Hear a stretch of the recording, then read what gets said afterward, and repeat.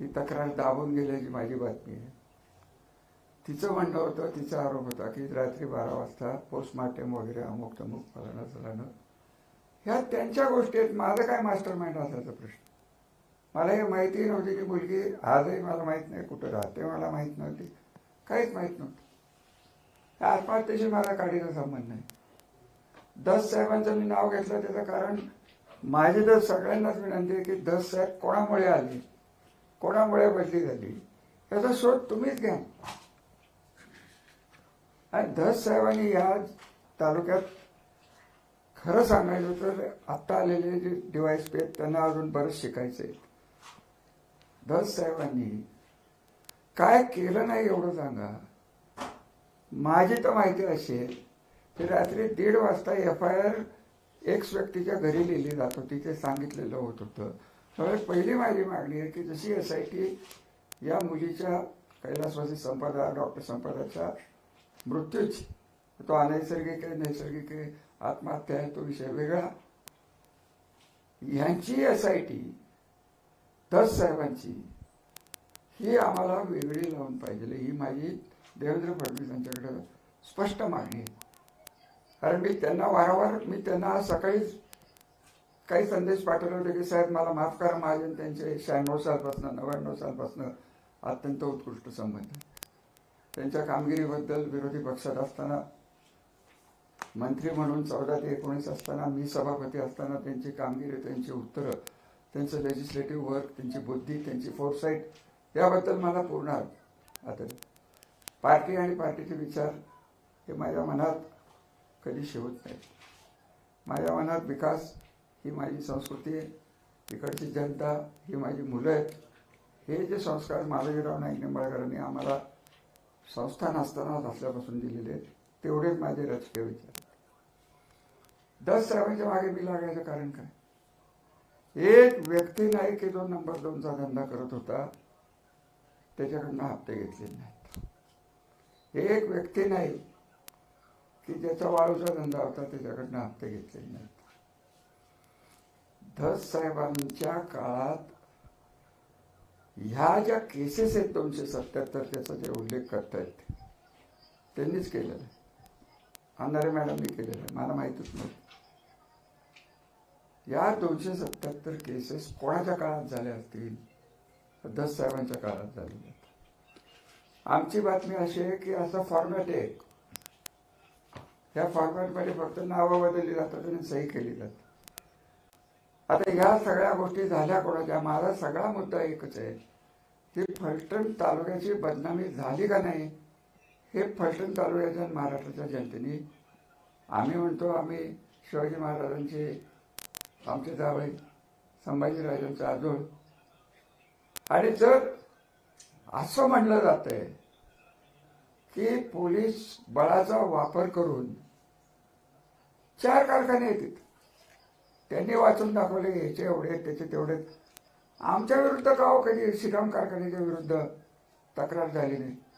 एकाही मुकादमाने तक्रार केली श्रीरामच्या विरुद्ध, त्याचं उत्तर कदाचित संजीवराजे देते. शरीफ कारखान्याची कधी तक्रार झालेली नाही. फक्त यांचीच तक्रार का झालेली आहे?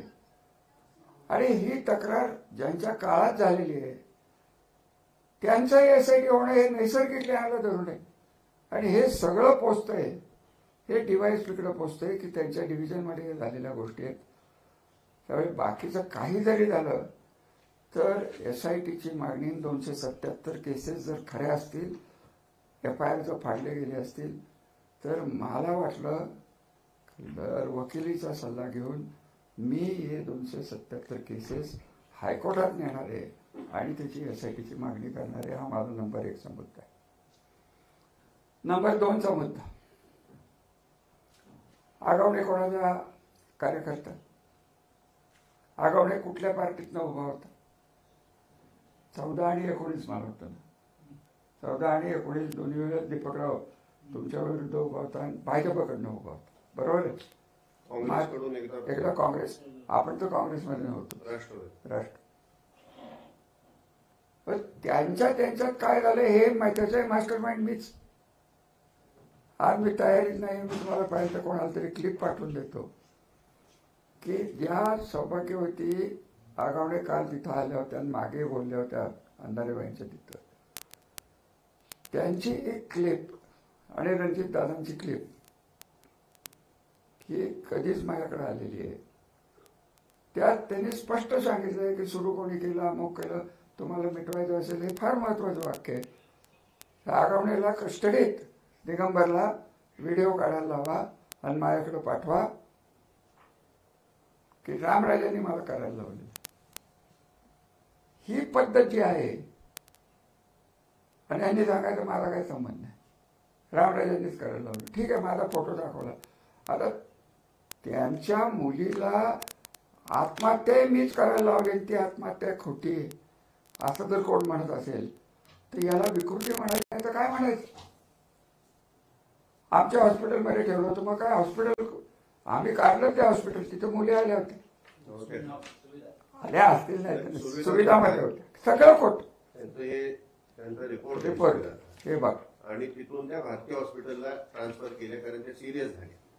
आता मला तुम्ही सांगा, या तालुक्यातल्या 2 मुलींनी आत्महत्या केली, प्रयत्न केला, हे कारण सोडलं आणि त्यांना जर मदत केली तर माणुसकीला धरून आहे की नाही का? ते आम्हीच केलं, त्याच्यातही मास्टर माइंड मीच आहे.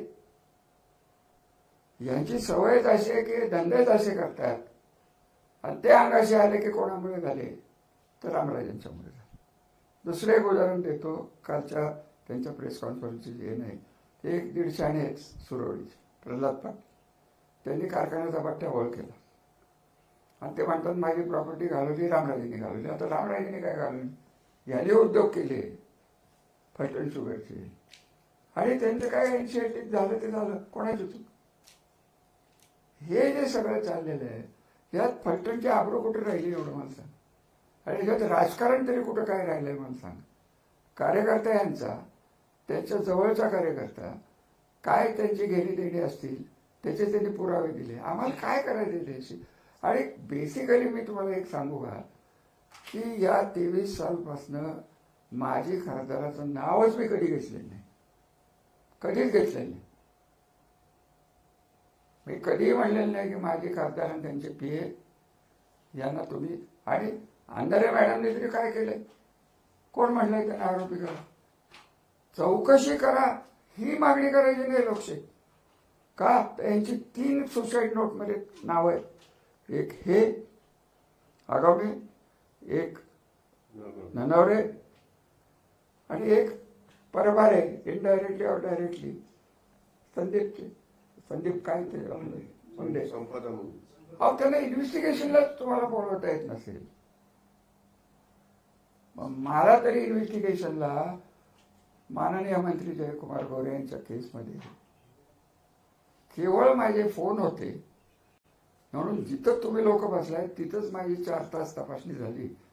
आम्ही नाही तक्रार केली तपासणीला, आम्ही समोर गेलो. हे जे सांगतायत की तपासणी नको, हे नको, कोण घाबरतंय? मी तर म्हटलं करा, काय करायचं. परवाच एका सभेत म्हटलं की तुरुंगात टाका मला, फलटणसाठी मी तुरुंगातही जायला तयार आहे. आणि तुम्हाला कोणी सांगितलं की हा प्रयत्न झाला नाही? ते कुठे येते, कुठे येतो शिवराज? तुम्हाला केस तो पेपर तोही दाखवतो. 22 सालची गोष्ट आहे. 2 कॉन्ट्रॅक्टरची भांडणं होती. ते कॉन्ट्रॅक्टर माझ्या संबंधित होते, त्यांची भांडणं चालली होती. त्यांचे एकमेकात काय पैसे घ्यायचे, मला काय काढायचं संबंध. विषय असा आहे त्यात की त्या 2 केसेसमध्ये ह्या माणसाने दुसऱ्या एक केस झाली, तर नाव तर येणारच आहे, त्यामुळे मी नाव सांगतो. निकम नावाचा कोणतरी कॉन्ट्रॅक्टर आहे, त्या कॉन्ट्रॅक्टरनी दुसऱ्या लोकांच्यावर केस केली. हा मूळ विषय. त्याच्यात त्यांनी बरेच गोंधळ घातले. दुसरी तक्रार यांनी ईओडब्ल्यूकडे करायला लावली, तेव्हा कोणी केली होती? ईओडब्ल्यूनी माझ्या ऑफिसला सभापती या नात्याने अमुक तारीख जी आहे मी तुम्हाला दाखवतोय, पाहिजे तर तुम्हाला हे देतो. ईओडब्ल्यूच्या वैरागकर नावाच्या असिस्टंट इंजिनियरनी श्री रामराजे नाईक निंबाळकर सभापती अमुक तारखेला कुठं होते याची लॉगबुक मागवा, अमुक निकम त्यांनी त्याच्यावर तक्रार केलेली आहे आणि त्यासंबंधी आम्हाला चौकशी पाहिजे. त्यांचा आरोप असा होता त्या निकमाचा की रामराजांनी त्या माणसाला उचललं, त्यांच्या पुण्याच्या घरी आणलं, किडनॅपिंग आणि खंडणी अशी तक्रार करा अशी EOWकडे तक्रार केली. त्याच्यावरही ते वागलं नाही. आणि ते माझ्या ऑफिसने उत्तर दिलं तेव्हा मी पुण्यातच नव्हतो, मी सातारला जिल्हा बँकेच्या बैठकीत होतो. तो विषय संपला. हे सद्गृस्त कोण जे होते त्यावेळेचे सत्ताधारी 22 साली, हे पुणे कमिशनरकडे गेले. पुणे कमिशनरकडनं मला फोन यायला लागले की असे सद्गृस्त आलेत. ते म्हणतात की EOWला सांगून रामराजे नाईक निंबाळकर यांच्यावर केस लावा. याची पहिली बातमी मला कोणी दिली असेल तर संजीव राजांनी दिली. त्यांना तुम्ही विचारू शकता. आणि मी नाव घेणार नाही त्या अधिकाऱ्याचं.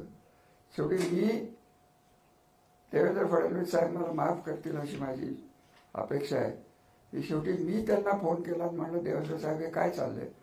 ते म्हणाले तुम्ही काळजी करू नका, जे काय चाललंय ते गैर आहे आणि राजकीय माणसाला कुठेही इथं धक्का लागायला नाही पाहिजे असं देवेंद्र फडणवीसांनी पुणे कमिशनरला सांगितलं. आणि हे म्हणतात की मी मास्टर माइंड आहे. मग ह्याचा मास्टर माइंड कोण आहे. आम्ही चौकशी तरी केली, आम्ही तक्रार तरी केली, काही झालं तरी रामराजांनीच केलं. रामराजांना काही दुसऱ्या आयुष्यात उद्योग नाही. काय केलं तर मी विकासाची कामं आणतो. आता विकासाची कामं आणतो, सारखं जे नीरव देवगरचं चालतंय त्यांचं. मला प्रश्न विचारायचा आहे की मी जर धरणा आणि 66 किलोमीटरपर्यंत कालवा आणला नसता तर फलटण तालुक्यात पाणी तरी आलं असतं. 19 साली हे खासदार झाले. त्यांनी पहिला आरोप केला अजितदादांच्यावर, शरद पवारांच्यावर की पाणी चोरलं. आणि त्यांचा माणूस उभा करून राहिला 2025. हा सगळा जो घोटाळा चोर बाजार चाललेला आहे हा फलटण तालुक्याच्या विकासाला शोभणारा नाही. आगवणीची केस झाली, ते नंदू रणवरेची केस झाली. आता मी त्याला सांगितलं मी मास्टर माइंड आहे का की बायको बरोबर आत्महत्या कर. त्याची चौकशी नाही. आम्ही तक्रारी तरी केल्या. उलट यांनीच त्याच्या भावाला बोलवून सांगितलं की रामराजांनी करायला लावलं अशी तक्रार. आता ह्या किती गोष्टी मी तुम्हाला सांगू की वैयक्तिक त्यांना जनाधार नाही. कालची माणसं वगैरे आजकाल माणसं आणण्याचं शास्त्र झालेलं आहे.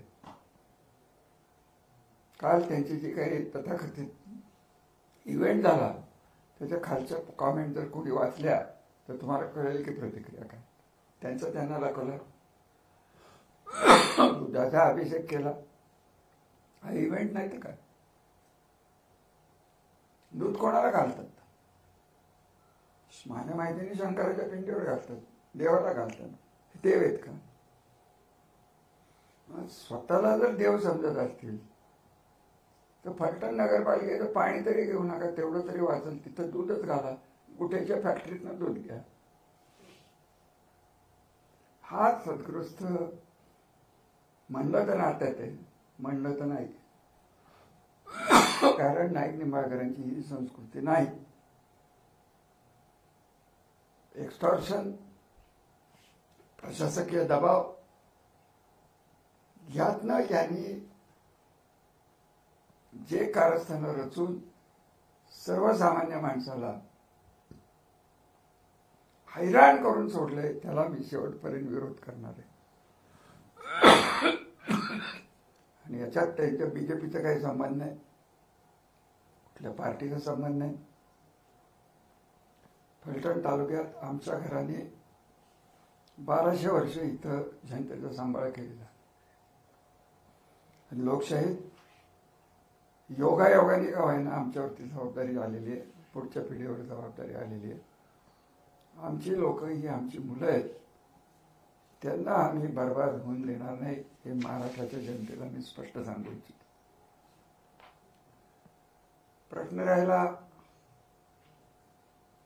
संजय राजांनी त्यांच्याकडं कॉम्प्रोमाइजला केली आत्ताच्या इलेक्शन. मनोमिल मनही नको मिलनही नको. हे उभे होते 24 साली. तर हे बोलणं गरजेचं आहे.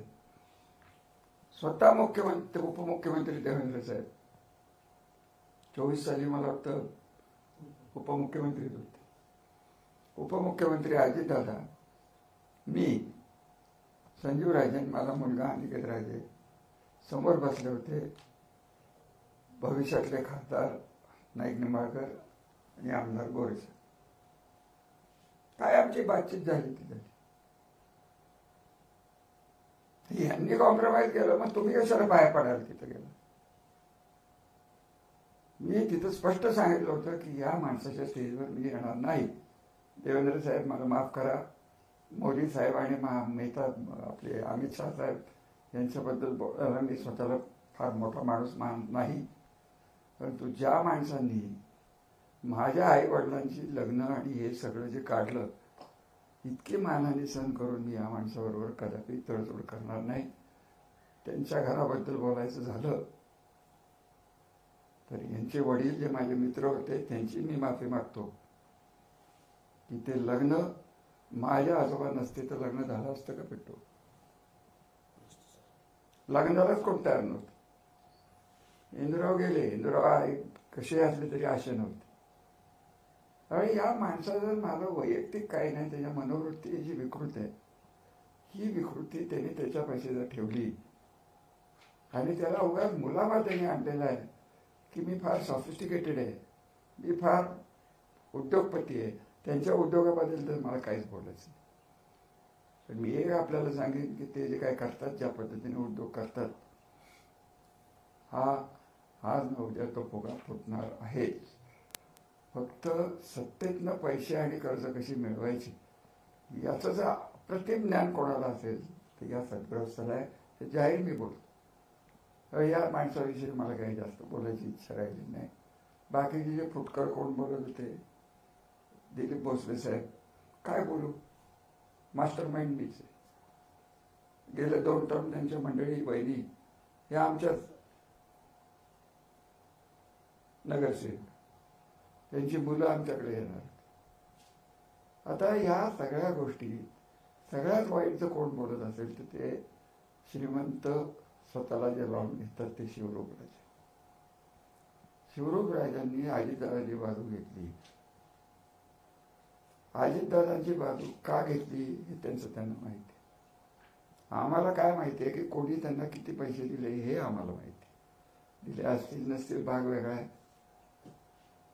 त्यांना सभापती केलं, मार्केट कमिटीचं सभापती केलं, त्यांना जिल्हा बँकेत घेतलं, त्यांच्या वडिलांना जिल्हा बँकेत घेतलं, त्यांच्या वडिलांना श्रीराम कारखान्याला यांच्या वडिलांनी संचालक केलं.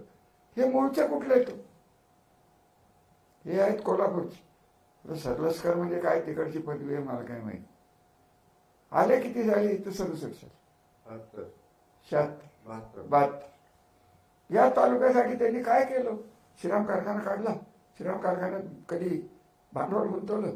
फलटण एज्युकेशन सोसायटीला कधी मदत केली? मालोजी बँकेला कधी मदत केली? आणि मग त्यांनी म्हणाले की आम्ही फलटण, आम्ही अमुक. याच्यातही राष्ट्रवादी काँग्रेसचा काही संबंध नाही. आणि सगळ्यात वाईट असं आहे की माजी खासदारांनी इकडं प्रेस कॉन्फरन्स घेत होत्या अंधारे मॅडम, त्यांची क्षमा मागितली आणि सगळं मीच करायला लावलं. अहो मी तर काहीच बोललो नाही त्यांना. एक अक्षर त्यांचं काढलं नाही, कारण मला माहिती आहे पुढे काय होणार.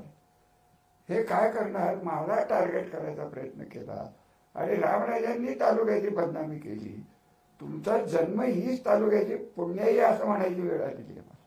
आणि आमचा जन्म इथं तिथं व्हायला नको होता असं वाटतं. इतका पुण्यशील माणूस नाईक निंबाळकर घराण्यात तुम्हाला कुठेही दिसणार नाही. अजूनही त्यांची प्रकरणं बाहेर काढायची म्हणली तर काढतात. अजून थोडे 2च दिवस थांब. त्यांच्या सौभाग्यवती ते माझ्या मित्राची कन्या आहेत.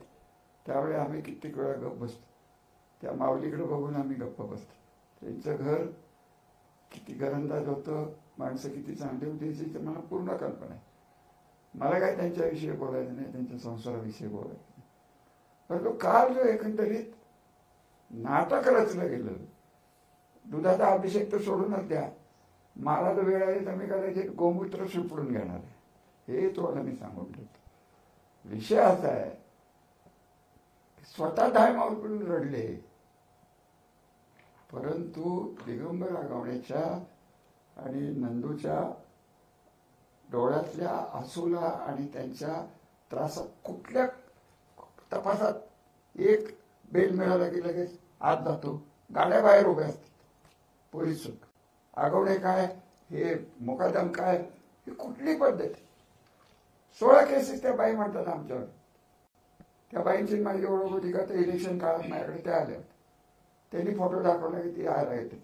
आता रघुनाथ राजांना गाड्यांचा शौक आहे, त्यांच्या वकिलांना गाड्याचा शौक आहे, म्हणून त्यांचा वकील तिथं आला आणि हे सांगतात की ती आमच्याकडे इतकं बंडल. नाझी काळात गोबेल्सचाही बाप असलेला हा माणूस आहे. आणि शेवटचं जे राहिलेलं आहे ते आर निंबाळकर. माझी तपासाहेब तुम्हाला विनंती, तुझा नंबर दे रे, तू पुढे पुढे, तुम्ही त्याला फक्त हाय टाका, तुमच्या नंबरवरनं हाय टाका, त्याचा नंबर घ्या. ऐका मला, तुम्हाला काय दादा डोकं होत नाही, त्याचा नंबर द्या. काय हा ठीक.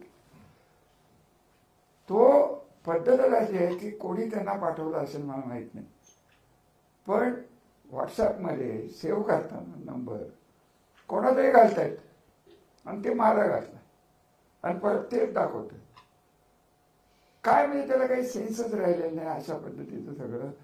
आणि खोटं बोलणार या माणसासारखा ते एक्सपर्ट नाही. या माणसाने वयोवर्ष 17 असताना 96च्या इलेक्शनमध्ये नगरपालिकेच्या 4 तास मला केंद्रे नावाच्या घराच्या बाहेर शिव्या दिल्या होत्या. मी विसरलेलो नाही. ही संस्कृती आहे त्या घराची. माणसं पळवणं, दमदाट्यात येणं. हा मला तुम्ही सांगा, सगळ्या पोलिसांच्या केसेस आहेत, यांच्यावर एकही केस का नाही? निष्पापित म्हणून हा हिंमतच होत नाही पार्टीच्या लोकांची. कितीही असलं, कितीही ऑपरेशन केलं त्यांनी, किती सप्रेशन केलं, कितीही छळ केला, तरी त्यांच्यापर्यंत पोलीस पर्यंत ते जाऊ शकत नाहीत. पोलिसांच्याकडे साध्या केसेस गेल्या तरी फोन करून विचारलं जातं की ही केस घ्यायची आहे का, यांनी होकार दिला तर केस घेतली जाते. आणि हे सिद्ध जर करायचं असेल तर राहुल दसचे CDR काढा, यांचे CDR काढा, त्यांचे जे 2 सेक्रेटरी आहेत त्यांचे CDR काढा. जमलं तर 19 सालपासून 25 पर्यंत जे CCTV फलटण ग्रामीण आणि फलटण शहरात आणि DYSP ऑफिस असते ते CDRच्या कॉपीज काढा आणि मग तुम्ही तपासून ह्यांचं दूध का दूध, पाणी का पाणी काय असेल ते करू. अजून जर काही तुम्हाला विचारायचं असेल तर माझ्या दृष्टीने आमच्या कुटुंबाच्या वतीने मी हे क्लिअर केलेलं आहे. आमच्या त्यांचे काही वैयक्तिक भांडणं नाही. ज्या पद्धतीने त्यांनी सत्ता राबवली आहे ही चुकीची आहे. पार्टी आम्ही बघणार नाही. आम्हाला राज्य आणि देशाचं काही फारसं घेणं नाही. आमचा तालुका आणि आमचा जिल्हा याच्यात मर्यादित आमचे विचार असतात. 30 वर्षात घडवलेलं पाणी, शिक्षण आणि अन्य विकासाची कामं याही जर हे तपासू शकतील, वाढवू शकतील, आम्हाला काही त्यांना विरोध करायचं कारण नाही. परंतु धरणं मी केली